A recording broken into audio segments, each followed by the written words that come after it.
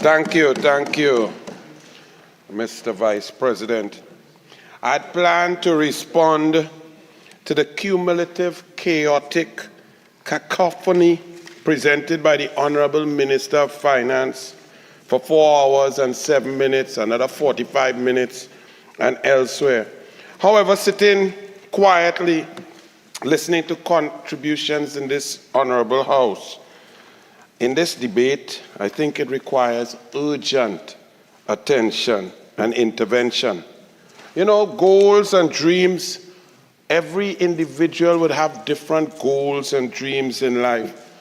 Some of them motivated by the drive for success. Champions, for example, champions hate to lose, while losers praise themselves. The PNM are losers. This budget is a eulogy of the politically dead PNM. This PNM budget is a thesis of an uncaring government, an illustration of incompetence, a testimony of a pathological entity, a pathway to pain for the people, an exercise in futility, and a hodgepodge potpourri of muddled, confused ideas collated by a cognitively challenged cabinet. Let me deal with some of my honorable colleagues who spoke before me. The Honorable Independent Senator Remy said that she looked at this budget with red glasses, red lens, yellow lens, and a clear lens.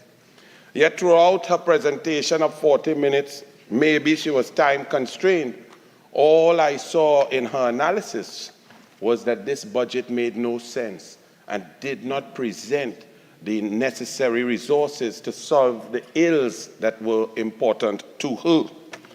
So I looked at this budget with a yellow lens. I looked at it with a clear lens. I looked at it with a red lens. I looked at it with a camera lens. I look at it with a microscope lens, a telescope lens. And I even look at it with a shades lens. And through all the lenses, this budget looks like the same, an all-out attack on the pockets of the people of Trinidad and Tobago. Imagine an entire 4-hour and 7-minute presentation and nothing about crime. Not a plan, not an intervention, not an allocation, not a discussion, no hope for the people out there who are at the mercy of criminals. You know, and I, as a coach, he could talk, the Honorable Minister of Finance could never disturb me. He doesn't have what is required, which is the intellect. So he could talk from now till thy kingdom come. I will continue, Mr. Vice President. So as a coach, you know, I thought this government, when you have an athlete that is disciplined, when you have an athlete that is talented, gifted, hardworking, and puts the time in, they listen and they're consistent, and they follow all your programs and your prescriptions for success. As a coach of Olympic athletes, I get frightened at that time because it's so difficult to get an improved performance when an athlete is doing so well. When things are going well, it's difficult. So I get nervous and I try to dig deep into the recesses of my mind and my body and spirit to get some ideas to improve their performance. But when an athlete is lazy, not intelligent, incompetent, useless, then you could relax as a coach because it's easy to improve. So with the crime situation with this government, would a Minister of National Security like the Honorable Fitzgerald Hines, which is the most incompetent human being ever to grace a cabinet and national security ministry, I would have thought that solving or improving the crime situation would be easy because of how woeful his performance is. In a word, you move Hines and you would immediately see some sort of improvement. But this government seems happy to be mediocre. The Honorable Senator from Tobago, the Honorable Hislop, you know, he made some comments that I will have to deal with, because he's a very intelligent, respectful Tobagonian, being a half Tobagonian. I have to just set the record straight. First of all, he boasted that manufacturing exports between 2021 and 2022 increased from 15.6 billion TT to 17.2 billion TT. That's true, but he boasted as if that was an improvement. You see, you cannot decimate a sector, reduce the productivity, and then when you get a paltry improvement in your decimated low-level, boast that you have done something well. Because back in 2015, the number was up at $20 billion. So you are still short $2.8 billion. I never see a group of people who can diminish performance, lower the bar, then raise it back a oomph and say, hey, great is the PNM, we do better. It's simply amazing. And they do it and they shout it from the mountaintops. He said, the Honorable Senator Hislop said, that there's a steep learning curve in the PNM after they lost the Tobago election. Well, I'd like to let him know, when a steep learning curve comes up against an abyss of PNM incompetence, arrogance, and PNM corruption, the result is chaos, suffering, and pain. They know there is no learning curve that can overcome such incompetence of a group of individuals in the cabinet of the PNM. He actually boasted in Tobago that there's one special farm now growing vegetables and so on in some new capacity and technology, not understanding that he comes from an island that was the food basket of the entire Caribbean. Tobago fed Trinidad for over 50 years. All the food that Trinidadians ate came from Tobago, and the excesses were exported to the Eastern Caribbean. I have a Tobagonian brother here now, boasting it had one farm. I'm surprised he didn't boast about his Honorable Prime Minister farm, because then I would have asked a lot of questions. Senator Hislop also said, and I must correct this record, and for all Tobagonians, and for all the people of Trinidad and Tobago, Sandals Resorts and the government, PNM government of Trinidad and Tobago, at no time in the negotiation, discussion, or possible appearance of a hotel, beaches, and Sandals in Tobago was Sandals going to spend 1 red cent. Not 1 red cent. The Honorable Minister of Everything, the Honorable now Minister of Energy, Stuart Young, who usurped the portfolio of Minister of Tourism, Honorable Shampa Kujo back then, was at great pains to say, and the Honorable Prime Minister and member for Diego Martin West, that they would give the land, which was in Tobago, that beautiful piece. They miss out a piece, and then that caused some problems. No man's land called the Buku Estate. And that the government and the people of Trinidad and Tobago will finance the construction of the hotel, would finance the architectural plans, and then Sandals Group will come in and manage. So the benefits to Trinidad and Tobago would have been in the actual construction, some construction jobs while it's being constructed, and then workers such as maids, bartenders, them fellas who just put on gloves and go with the VIP room and so on. We would have gotten some jobs like that, and maybe some purchases from agriculture. But without a PNM agricultural policy in Tobago with one farm making cabbage, we could not have benefited so much from that. So for the Honorable Senator to stand here as a man from Tobago and say people run investment out of Tobago is totally false, and I know that my honorable colleague would not knowingly mislead this House. So I would recommend to him next time, read, research, and come and talk facts. Not $1 was being spent by Sandals to invest that. In fact, the people of Trinidad and Tobago would have had to take a loan for $7 billion at an interest rate of 6.16%. And when I did the calculation, we would have broken even If all the hotel rooms were full for 365 days per year without lull, we would have broken even in 99.5 years. At that time, I also researched, at that time in 2016, 2017, when this Sandals hotel thing was being talked about by the Honorable Prime Minister and the PNM, I researched globally how many hotels were under construction. And at that time, there were 12,798 hotels under construction. I researched to see how many of these hotels were being built with taxpayers' dollars, government dollars, and the answer was a big, fat zero. So to come here and pretend that somebody ran some investment out of Tobago, it had no investment. Sandals was getting a gift.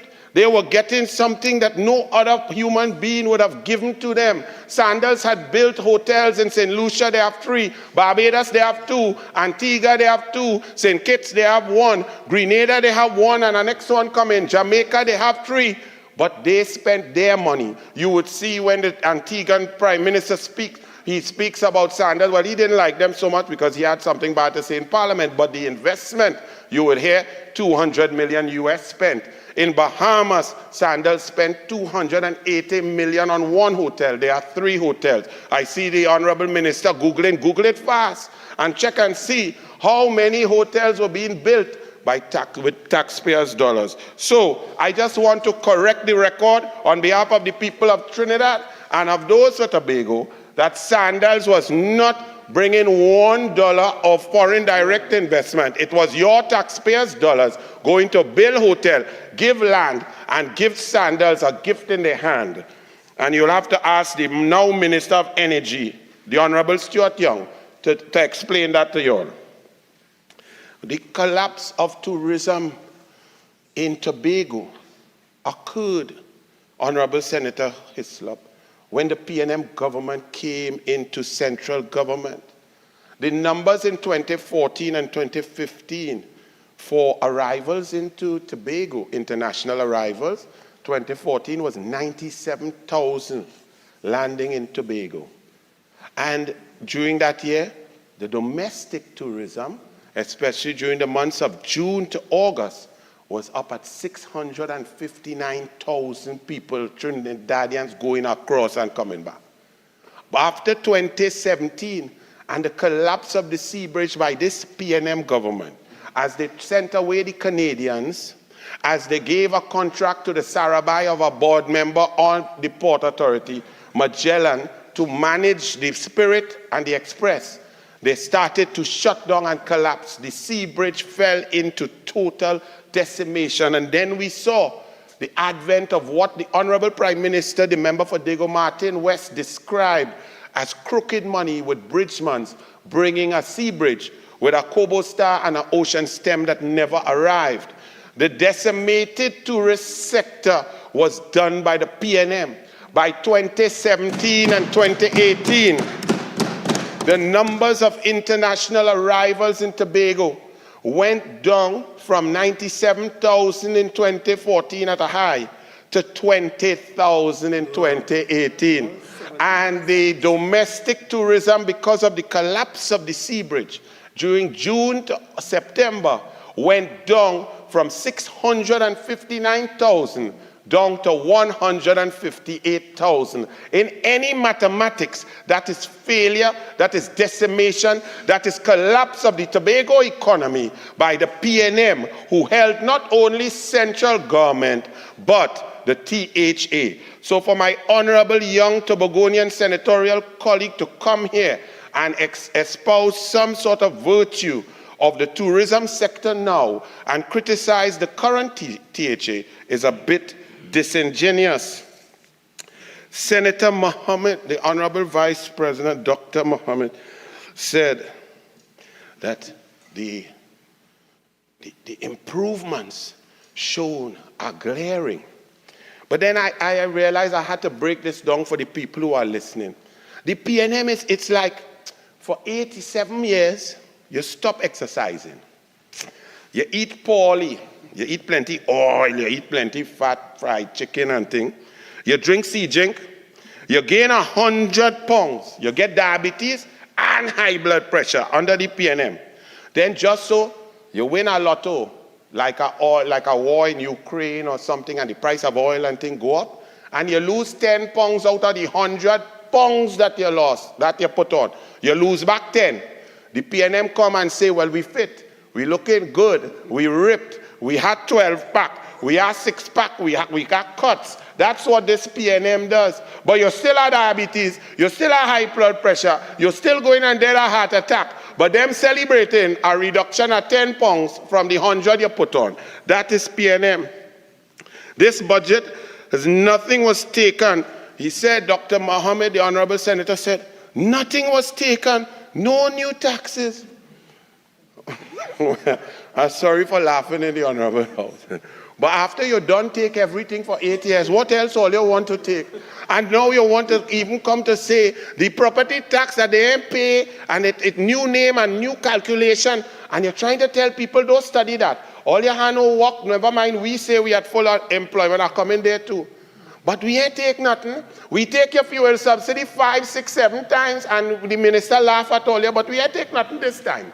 You ain't take, from the fisherman, you ain't take regular gas. Fisherman had to fill boat with super. Car run down fish, because if the fish move, fisherman had to come back empty, because they wouldn't dare burn gas and go looking for fish. They take food card, you take gate from a high of $726 million in 2014 for 59,000 students. You take that and down to 289 million to 27,000 students, but you say you ain't take nothing. You even take food out of the school children's mouth. In 1981, when Dr. Williams created school feeding program, they produced 51,000 meals for children. Dr. Tim Gopi Singh and Kamla Prasad Bisesa took that up to 76,000 meals. Breakfast, the PNM may prefer breakfasts, and lunch.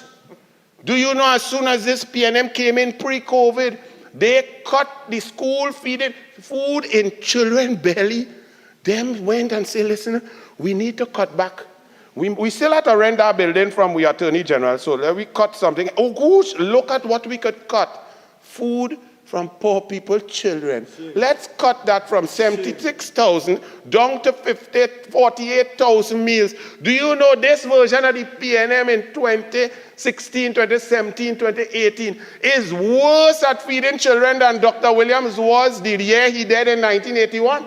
That is how deadly this PNM is. That is how heartless they are. How could you take food from children and say that's a budget cut, but you're renting building and paying 55 million for a building that's not fit for purpose? The Honorable Senator, Independent Senator Maraj, talked about Couva and the sport facilities there, the Atto Bolden Stadium, the cricket center, the National Balmain Center, and then the aquatic center and the cycling velodrome. And she took note and said, but this is a great opportunity, potential, and so on. Let me allow and tell the Honorable Senator, that was the plan.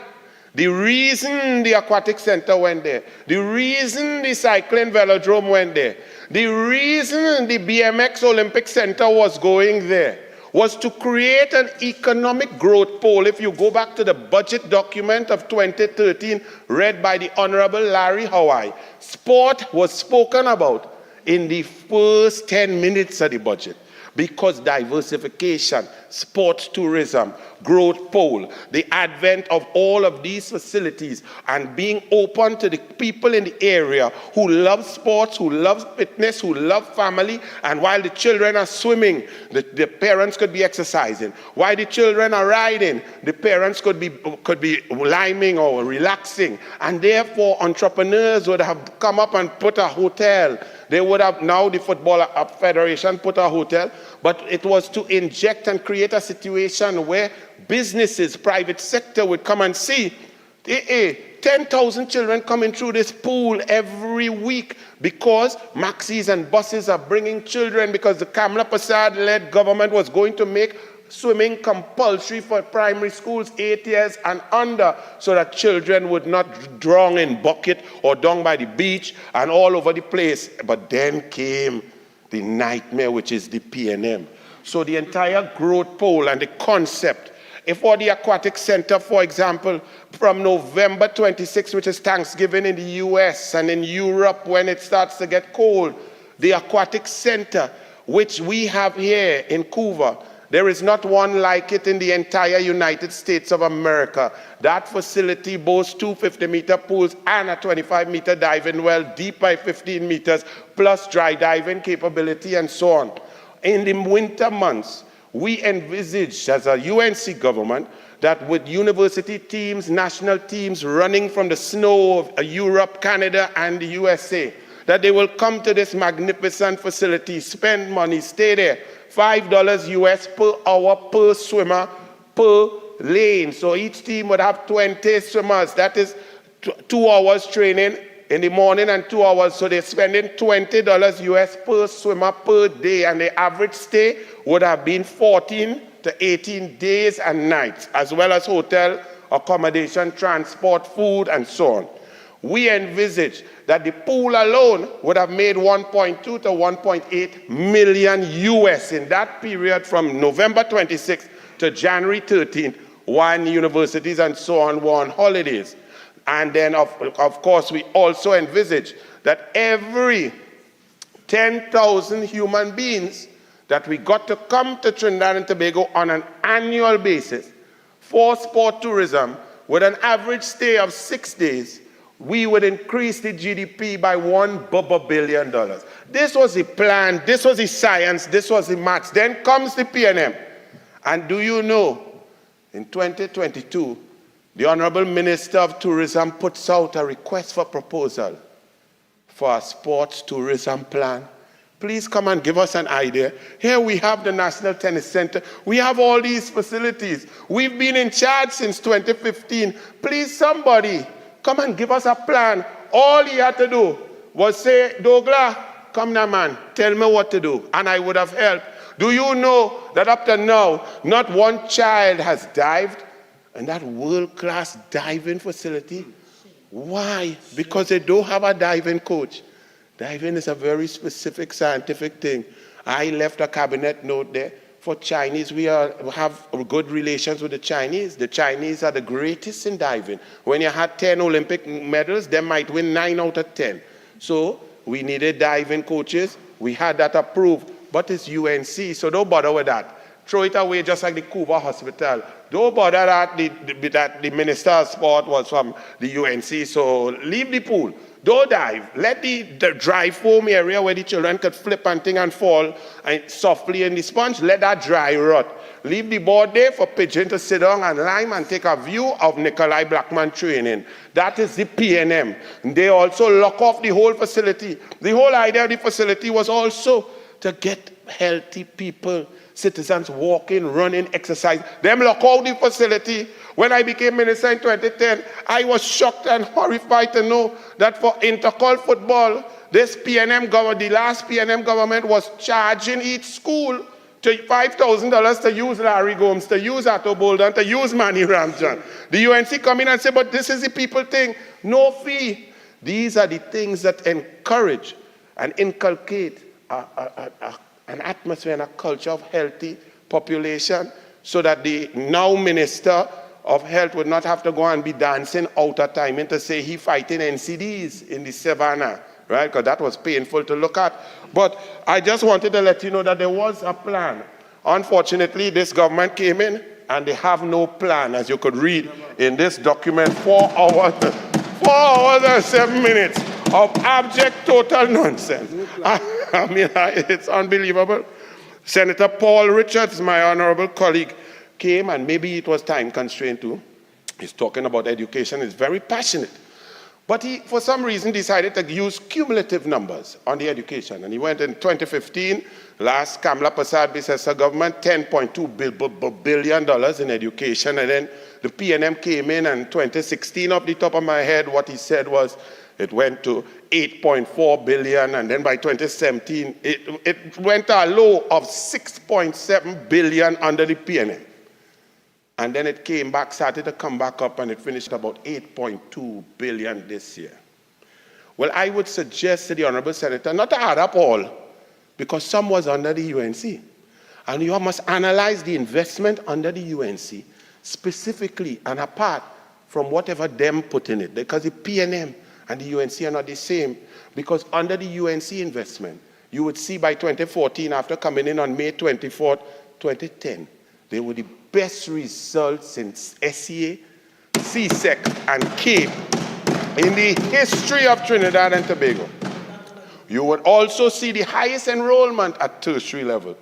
And after the advent of this PNM email gate regime, even though they lower the investment, because they have to wean the people off their own money, but the consequential diminution in performance occurred to a point where in 2018, 810 children got 0 in SEA. Till last year, we were hearing about 50% of those who took the SEA got less than 30%, and that we were having to have remedial classes, and we spent a set of money, but nobody showed up. And this PNM continues at this pace, without a plan, without opportunities, without encouraging our teachers, without motivating, without doing anything, just accepting that we are going down lower and lower every year. Now we have to look at Guyanese students beating us in all sorts. We are the champions. Trinidad and Tobago, we are the brightest and the best. Even back in the days of Dr. Williams with QRC, never mind QRC, I really, even though my father, when you go Fatima, you don't want to hear nothing from QRC nor CIC. However, the performance was incredible. But under this PNM, merit doesn't matter. That's why they take away scholarship and it's bursary. What is a bursary? Mean you have to go by Balize House and somebody ought to like you. Nobody knows how you get a bursary. But a scholarship is something based on merit, that every child will have an equal opportunity. When you look at the Constitution, everybody must have an opportunity. What is wrong with competition? What is wrong with merit? Why is the PNM against merit like this?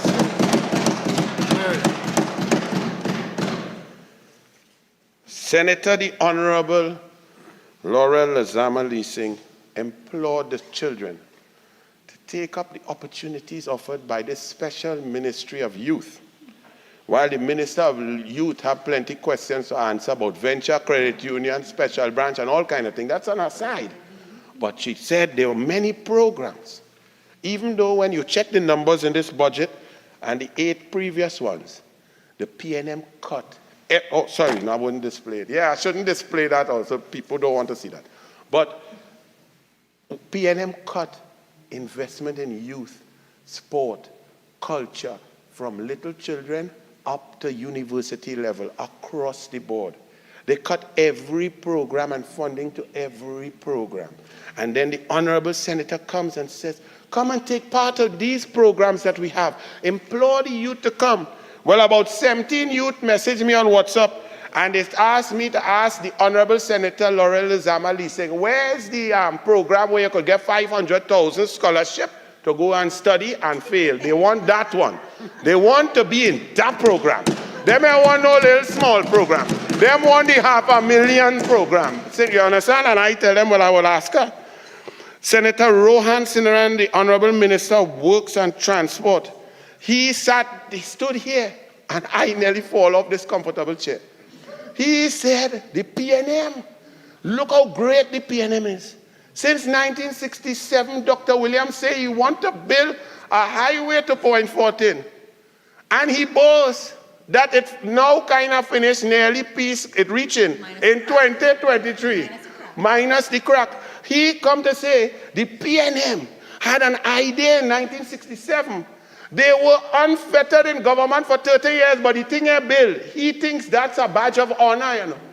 He thinks that is a badge. He started to boast about that it now started to finish. Somebody else will deal with all the other things that he said. But he also said that we can't help flooding, because Netherlands have flooding, New York have flood, Japan get flood. I'm not interested in all of that. We living right here. I live in here since 69. And all I know that right now, when it rained 22 minutes, you could get flood anywhere. Lagoon moved from wherever the PNM say was Lagoon. All in Goodwood Park is Lagoon. All in Arapita Avenue. You want to go and eat gyro, hot dog, or Chinese food? If it rained 22 minutes, make sure you have on your Wellingtons, or make sure you're driving an SUV. It rained for 25 minutes, and I had to take 3 hours to reach from St. Anne's. Well, I went to check some of them, obviously, after checking them on the budget, to Mandela Courts. And they are talking about they can't do anything. They are now discussing, after 8 years, that they're now going to desilt the river mouths. They're now going to fix drain. They used to laugh at you and say, "We's box drain government." Yes, we are proud of box drain, because box drain has stopped flood. The Honorable Minister of Works and Transport said the Point 14 highway is the biggest stain and corruption in the history of Trinidad and Tobago. Even though this PNM government has paid $11 million for a commission of inquiry that has started, it they even started, not even on your marks. They may even gone down, but $11 million gone. But the Honorable Minister of Works and Transport had the unmitigated gall to say that the Point 14 highway, which the contractor was selected by the PNM OAS before May 24th, and negotiations based on the Hansard of the Honorable Member for Dago Martin Northeast back in 2016 would show that negotiations with the contractor that begun in January and it completed in a week. Somebody else will deal with that. I don't have time to deal with that. However, I must address the Honorable Minister of Works and Transport, the biggest corruption, and his Honorable Prime Minister used a very vile term. He said it was a rape of the country. I mean, that's a Prime Minister. I don't even know why he likes to use that word or what he knows about that word. But let me ask the Honorable Minister of Works and Transport if he ever heard of something called the Brian Lara Stadium. That was budgeted at $175 million and ended up at $1.3 billion. That was, the entire complex was budgeted at $850 million under the PNM to include a cricket stadium, 3 AstroTurf, a 50-meter pool, gym, cafeteria, hotel. And now the stadium alone, the average cost per seat is $130,000 US per seat. Every citizen that go there to watch a CPL match should look under their seat and see if they get a diamond ring from that PNM, and they're talking about corruption. What about we still looking for the horse and them in Caroni Racing Complex? Where the horse and them? I want to put a bet. You talking about the greatest corruption? Caroni Racing Complex, over $200 million, when a million was a million. If you equate that to nowadays, like $1.6 billion, and not a horse run, a horse even canter. Bridgman's NGC Atlantic train won $233 million when everybody tell you don't spend no money, and you're talking about corruption. Scarborough Hospital, the financial complex, fake oil. Just so a man say, listen, I was producing 200 barrels a day, now I gone up to 12,000 barrels a day. Woo, they come and boast in the parliament. Well, if that was true with the fake oil, then their former senatorial colleague and Rowley's best friend should have been the Prime Minister, the Honorable Prime Minister's best friend, should have been given all the land acreage in Trinidad to drill for oil, since he was so good. Why didn't, if it was not fake, if it was high performance, I believe in merit. If a man and his company and his technology is so good to increase the production on an oil field by 600, 800%, I say game all, because the people will benefit. And in the United National Congress, we are here about the people benefiting, not recusal, not ministers renting out buildings, not friends and family and financiers getting $55 million because a building not fit for purpose and then blaming the DPP. Project Pride, $400 million. Where the pride? The river even move. It was to move a river to put an airport. They had no airport. The river bend and the 400 million disappear. But they're talking about corruption. PNM really. Senator, you have 5 more minutes. Good. Let me keep about it.